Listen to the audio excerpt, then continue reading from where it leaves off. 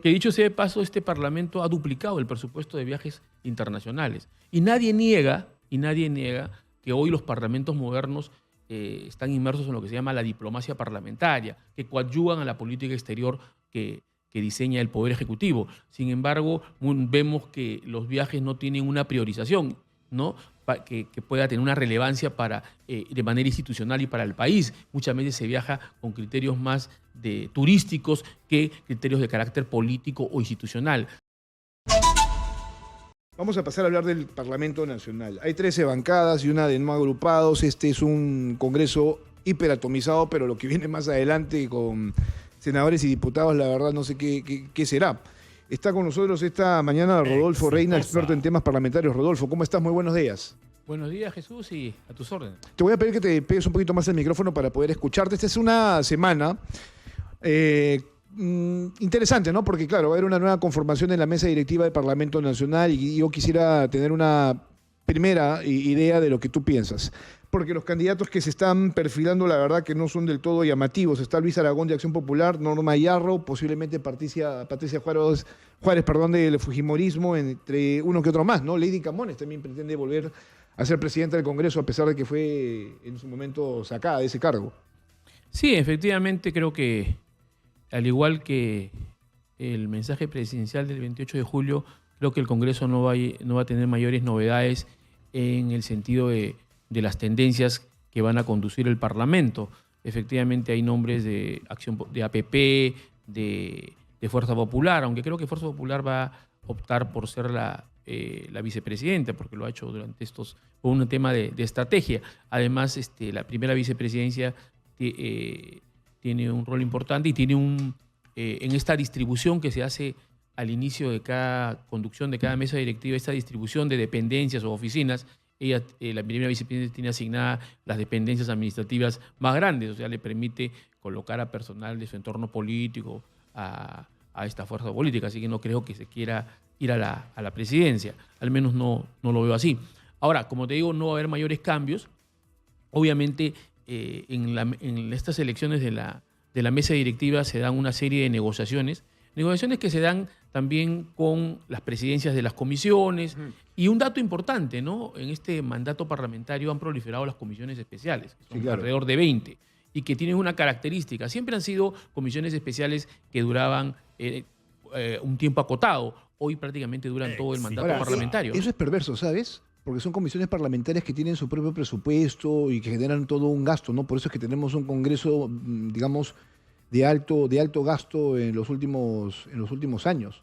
Así es, este año 2024 tenemos un presupuesto récord, ¿no? De Claro. 1.134 millones de soles.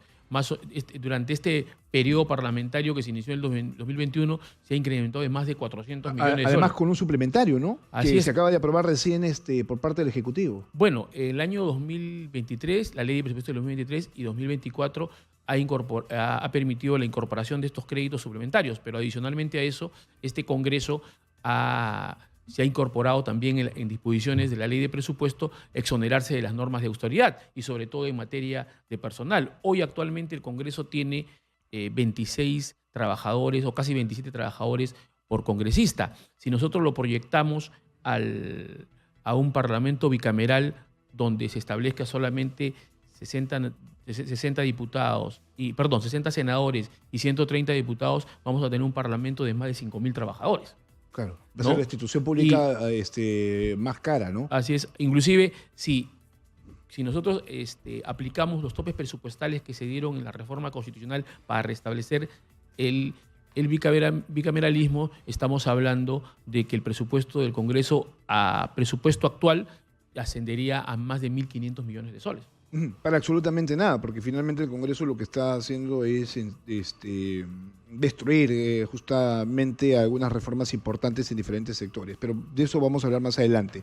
Esta semana, para que el público lo sepa, va a haber una modificación en la mesa directiva, es decir, en la presidencia del Congreso de la República. El señor Soto, básicamente intrascendente, no ha tenido mayor contacto con los medios de comunicación, no ha hecho un balance de gestión y se ha dedicado a perseguir periodistas en sus últimos días. Sobre él no hay, por ejemplo, una coordinación para respaldar, por ejemplo, su continuidad, motivo por el cual ahora se están hablando de ¿no es cierto?, de estos cambios. El tema es por qué el fujimorismo asume la presidencia del Congreso de la República siendo la bancada más importante con 21 integrantes. Claro, lo que pasa es que creo que ellos han hecho un cálculo político que no les conviene asumir la conducción para no asumir totalmente el pasivo que significa la conducción del Parlamento. Recordemos que el presidente del Congreso actualmente ha llevado al Congreso al 4% de aprobación, e inclusive en la zona sur al 2%. Entonces yo creo que ellos por cálculo político no quieren asumir la conducción para no asumir el pasivo de que significa presidir el Congreso. No obstante, que ellos son los que de repente más se benefician, porque como mencioné al inicio, tienen la primera vicepresidencia, que tienen las dependencias administrativas bajo su cargo más importantes y más numerosas. Claro, la Comisión de Constitución, una de ellas, ¿no es cierto?, que ha generado todo este maniqueo de la Constitución y sus artículos. Claro. Han sido bastante nocivos como bancada. Claro. Por ejemplo, la ley esta que está ya por ser posiblemente aprobada o observada por el Ejecutivo, que permite la prescripción de los delitos de lesa humanidad, ha partido justamente de la bancada de Fuerza Popular. Claro, ellos en estas negociaciones políticas se preocupan por tener las comisiones más importantes, pero a su vez, como mencioné, también tienen las dependencias administrativas más importantes, entonces, en número de trabajadores. Entonces, eso parece resultarle más conveniente que conducir la presidencia por el momento, ¿no? Y como tú bien has dicho, ellos en la Comisión de Constitución han sacado adelante, al igual que la Comisión de Justicia, porque este Parlamento en estos 3 años se ha caracterizado por ser un Parlamento que ha hecho reformas de carácter electoral, de carácter penal y de carácter constitucional que mucho han respondido a los intereses inmediatistas de los grupos parlamentarios, sobre todo en el ámbito penal, teniendo en cuenta que muchos de los dirigentes o congresistas de estos partidos políticos mayoritarios en el Parlamento tienen procesos judiciales en trámite, ¿no? Fíjate que son 13 bancadas. Yo decía que esto es muy atomizado. O sea, en realidad es gente que no tiene mayor reparo en moverse de una bancada a otra. Un reporte de mi querido amigo Martín Hidalgo, que es periodista del Comercio, da cuenta de lo siguiente: 90 cambios de bancada en 3 años. 90 cambios, ¿ah? 52 parlamentarios han cambiado de tienda legislativa en lo que va de este año, ¿ah? ¿Ok? Esto con miras, por ejemplo, a la mesa directiva, y con miras también a lo que van a ser los comicios del año 2026, pero ¿cómo es posible que se pueda permitir esta cantidad de tránsfugas? Porque eso finalmente es. Y yo sé que eso va por una cuestión de reglamento, pero esto tendría que ser cambiado, ¿no? Bueno, hubo intentos de reformar, porque la idea era, antes de prohibir tajantemente la posibilidad de irte de una bancada a otra de manera absoluta, la idea era, digamos, desincentivar la posibilidad de que ocurra eso, porque muchas veces pueden haber finalidades subalternas en estos cambios de bancada. Recordemos que en el decenio del fujimorismo inclusive hubieron congresistas que se cambiaron de bancada y que motivaron procesos penales. Entonces, a raíz de eso se puso el tema del transfugismo.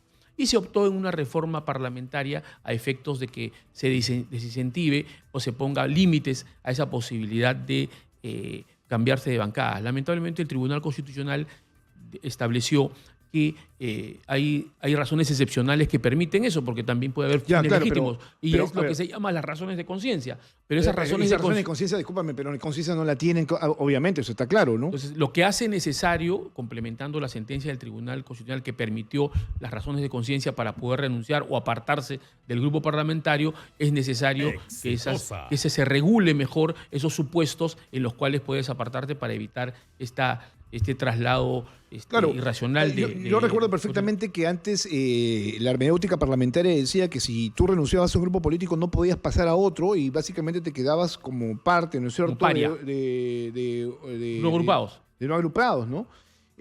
Claro, tenías que tener además un número importante de gente, ¿no?, que esté en ese mismo sentido para ver si formabas una bancada, ¿no? Porque la idea de los grupos parlamentarios se entiende que son grupos... Y se hacía por afinidad.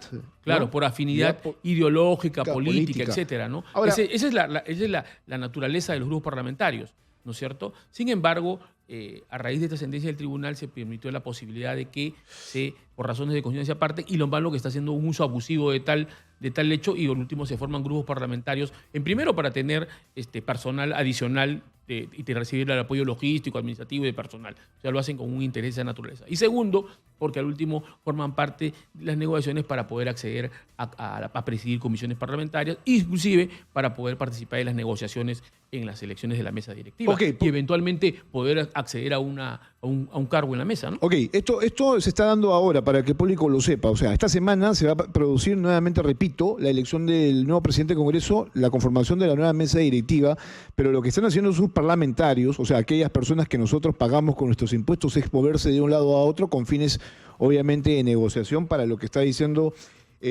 Rodolfo, ¿no es cierto? Que es el grupo político que más integrantes tenga, ese tiene mayores posibilidades de tener una presencia dentro de la mesa directiva y además presidencia de comisiones que suelen ser relevantes, ¿no? Por una materia de negocios también, pues obviamente se mueven muchas cosas en diferentes sectores que están interesados, por ejemplo, en que se promuevan leyes a favor. La industria alimenticia, ahora el fútbol, viste que también está metido en todo esto, ¿no? Buscando que haya la ley del llamado perro muerto. El tema de las universidades, que por cierto la comisión permanente, a falta, ¿no?, de ya el pleno, porque acabó la legislatura, está haciendo también lo que se le da la gana, aprobando leyes, por ejemplo, como esta posibilidad de que las universidades estén permanentemente licenciadas, ¿no?, quitando la temporalidad, ¿no?, cada 6 años, para demostrar que pueden ser todavía dignas, ¿no?, de mantenerse como universidades de calidad. Entonces, hay una serie de problemas aquí y lo que yo no concibo es el motivo de conciencia, ¿no?, que es lo que les está permitiendo irse de un lado para otro. Bueno, lo que hay que hacer ahí es dar una regulación en el reglamento de los supuestos en los que puedas tú, excepcionales, en los que puedas tú cambiarte de bancada o incorporarte o formar otra, ¿no? Ahora, el escaño, ¿a quién le pertenece? ¿Al congresista o al partido? Claro, es un gran debate, ¿no? En teoría hay dos temas en conflicto, ¿no? Una función de representación o individual, donde el congresista es elegido y no está sujeto a mandato imperativo y por tanto puede actuar con la libertad de conciencia en su actividad individual. Y por otro lado hay, digamos, el mandato programático, ideológico, en lo cual uno está circunscrito o tiene como referente para su accionar el partido político. Lo ideal es que ambos tipos de función, la individual y el referente político colectivo, se armonicen, porque tampoco se trata de que los congresistas no tengan una articulación o una referencia a su grupo, a su agrupación política, inclusive a su partido político del cual ellos son militantes. Entonces, se trata de armonizar. Y para eso, la idea es desincentivar aquellas prácticas individualistas o esos traslados de grupos parlamentarios que menoscaban el mandato programático, ideológico, que deben también ser sujetos los congresistas. Esto también trae a colación con el tema de la función de representación, ¿no?, que se realiza, y la semana de representación, que se realiza una semana al mes, en el cual también se discutió si el congresista representaba a la circunscripción electoral por la cual fue elegido o a la nación, y en realidad es una abstracción jurídica por la cual el congresista representa a toda la nación. Pero incluso esa semana de representación también se ha venido desvirtuando con los años y más con este Congreso, ¿no?, donde el parlamentario no ha tenido, digamos, una representación como se quisiera, ¿no?, porque él tiene que velar por las necesidades, por ejemplo, de la jurisdicción por la que fue elegido. Hoy viajan a diferentes tipos de regiones, toman decisiones de alguna u otra manera, ¿no es cierto?, gastan recursos del Estado y la gente lo que menos hace es sentirse representada. Es cierto. En efecto, en el periodo parlamentario 2006-2011 se incorporó la figura de la semana de representación, que existe también en otros países, ¿no?, en el sentido de que era necesario, pero cuando se creó se dio énfasis justamente en que acercar al parlamentario con su circunscripción electoral que fue elegido. Si bien es cierto, y eso no discutimos a nivel teórico, que el parlamentario representa a la nación, o sea, representa a toda la nación y no a una circunscripción electoral en particular. Pero, sin embargo, se creó conveniente que para acercar al congresista con su circunscripción electoral se debía asignar una semana de representación. Lo que ha ocurrido es que en este periodo parlamentario se hizo extensivo de que puedan hacer la semana de representación en cualquier parte del país, okay, con lo cual se ha diluido el objetivo de esa función de semana de representación. Ok, bueno, hay una serie de temas respecto al Congreso de la República y su trabajo, ¿no? Bastante oneroso, por cierto. Este es uno de los temas que se discute, el tema de la semana de representación, los gastos que generan, pero también los viajes de representación fuera del país a eventos que la verdad no son nada relevantes, ¿no? Que dicho sea de paso, este Parlamento ha duplicado el presupuesto de viajes internacionales. Y nadie niega que hoy los parlamentos modernos están inmersos en lo que se llama la diplomacia parlamentaria, que coadyuvan a la política exterior que diseña el Poder Ejecutivo. Sin embargo, vemos que los viajes no tienen una priorización, ¿no? Que pueda tener una relevancia de manera institucional y para el país. Muchas veces se viaja con criterios más turísticos que criterios de carácter político o institucional. Y sobre todo, muchas veces inclusive ha habido viajes que se discute su pertinencia, como el viaje que se hizo de algunos congresistas a Rusia, ¿no? Cuando el Poder Ejecutivo tenía una posición muy clara respecto a la guerra con Ucrania. Entonces, yo creo que más bien los viajes se convierten también forman parte de la agenda de la negociación política, ¿no es cierto? Entonces se ve que nadie reclama porque todos los grupos parlamentarios se benefician de esos viajes. Entonces, a ver, si estamos hablando de representación, ¿cómo puede un poder del Estado como este representar al país con más del 90% de desaprobación?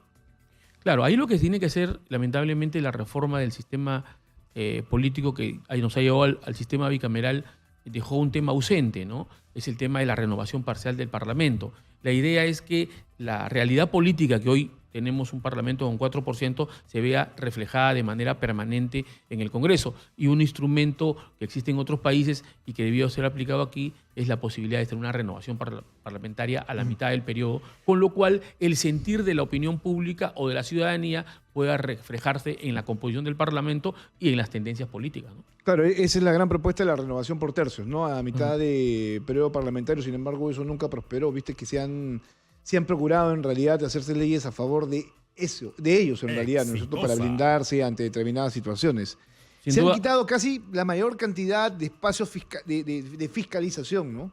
Claro, lo que sucede es que, si bien es cierto, y eso hay que mencionarlo, el Parlamento tiene una autonomía reforzada, porque una de las funciones relevantes es justamente también el control del gobierno. Lo que pasa es que esa autonomía está siendo mal usada en el ámbito administrativo, financiero y en el propiamente en el tú estás tocando un tema importante, porque claro, en ese sentido de la autonomía han empezado a avasallar a otras instituciones como el Poder Judicial, donde hay todo un conflicto ahí, el Ministerio Público, ¿no? Y tienen también al Tribunal Constitucional tomado, porque si algo está haciendo el Tribunal Constitucional es fallar justamente a favor del Congreso de la República en determinadas leyes que no son del todo claras.